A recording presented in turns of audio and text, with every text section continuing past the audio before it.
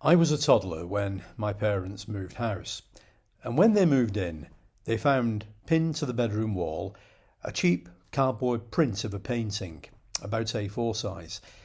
It shows Jesus being arrested in Gethsemane. Now, there are many versions of this scene, but I've never seen this one since.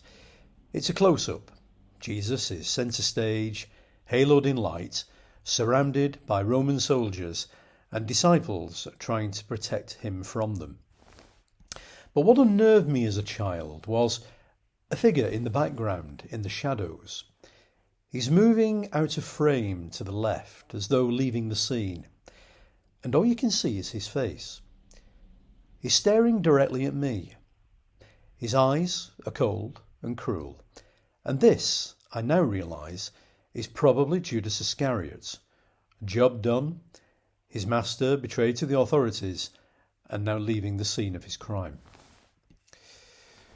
That cheap print hung on my wall for many years until I eventually removed it and hid it well out of sight.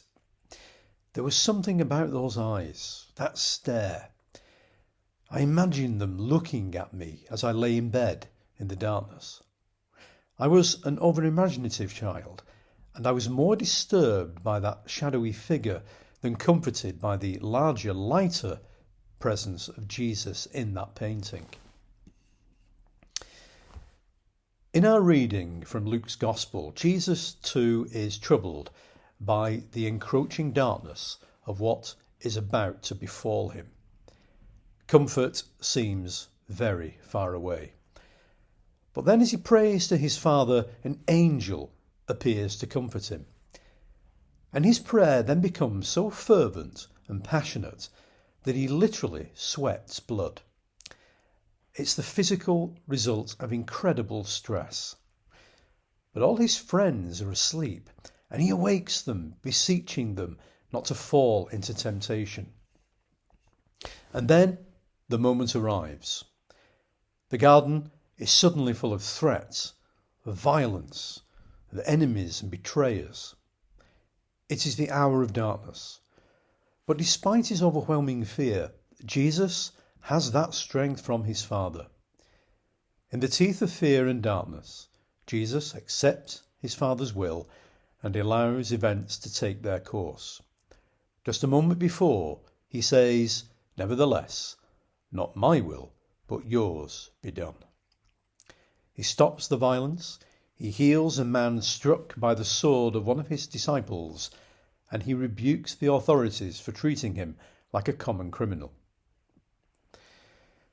In our lives, we are often confronted by events that seem too big for us. Events that drain our courage, cloud our judgment, and yes, even challenge our faith. The scene in Gethsemane shows that Jesus understands what it means to stand on the precipice of the abyss. And he also shows how faith in his loving Father helps him through it.